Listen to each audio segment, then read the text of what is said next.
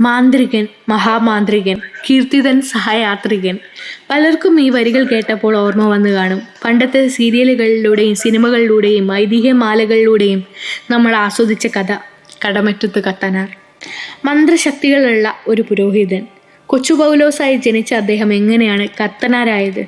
Persian പുരോഹിതനായ മാർ ആബോ അദ്ദേഹത്തെ പള്ളിയിൽ വളർത്തുകയും സിറിയാക്ക് ഭാഷയും ജോലികളും ഒക്കെ പഠിപ്പിക്കുകയും ചെയ്തു. പക്ഷെ വിധി മറ്റൊന്നായിരുന്നു. ഒരു ദിവസം കാണാതായ പശുക്കളെ തപ്പി അദ്ദേഹം ഇറങ്ങി. എത്തിപ്പെട്ടതോ മലയരയന്മാരുടെ കയ്യിൽ. നരഭോജികളുടെ മണ്ണിനടിയിലെ കമ്മ്യൂണിറ്റിയായിരുന്നു ഈ മലയരയന്മാർ.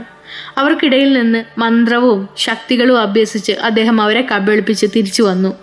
അന്നു മുതൽ അദ്ദേഹം നാട്ടിൽ അത്ഭുതങ്ങൾ കാണിക്കാൻ തുടങ്ങി. അദ്ദേഹം കത്തനാരായി. യക്ഷികളെയും രക്ഷസുകളെയും തളച്ച മഹാമാന്ത്രികനായി. 27 ലോക്കുകളിട്ട് പള്ളിയിൽ സൂക്ഷിച്ച അദ്ദേഹത്തിൻ്റെ മന്ത്രവാദ രഹസ്യങ്ങൾ കെട്ടുകഥയാണോ എന്നറിയില്ല. എന്തായാലും നമുക്ക് കത്തനാരുടെ കഥ മെയിൻ വീഡിയോയിൽ വിശദമായി പറയാം.